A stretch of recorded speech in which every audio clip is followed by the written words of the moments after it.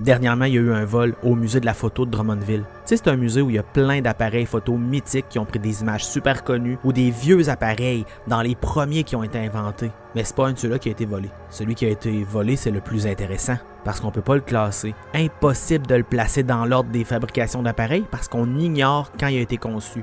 Il n'y a pas de nom de fabricant sur l'appareil, puis on sait pas comment il fonctionne. C'est un genre de Polaroid. Tu sais, les appareils qui impriment la photo directement après l'avoir prise. Sauf que celui-là, il est d'une marque inconnue.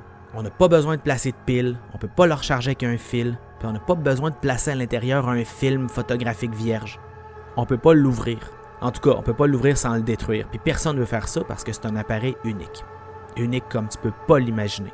Vois-tu, le gars qui l'a amené au musée, il l'a trouvé dans le grenier d'une vieille maison. Il sait pas à qui c'était, parce que l'appareil était caché dans les murs, comme si on avait voulu le faire disparaître pour que personne le trouve. Le gars était bien impressionné de l'appareil, puis il a pris un selfie.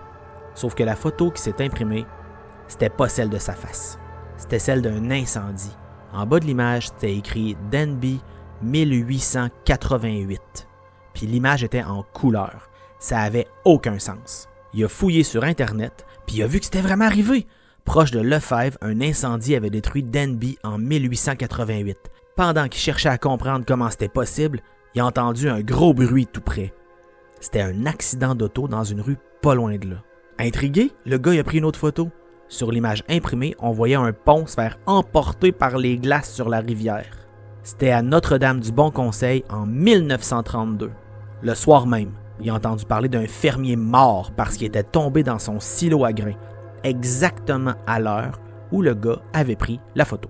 Il trouvait ça vraiment bizarre. Pour vérifier, une dernière fois, il a appuyé sur le bouton. Sur la photo, Saint-Bonaventure, 1975. Une tornade.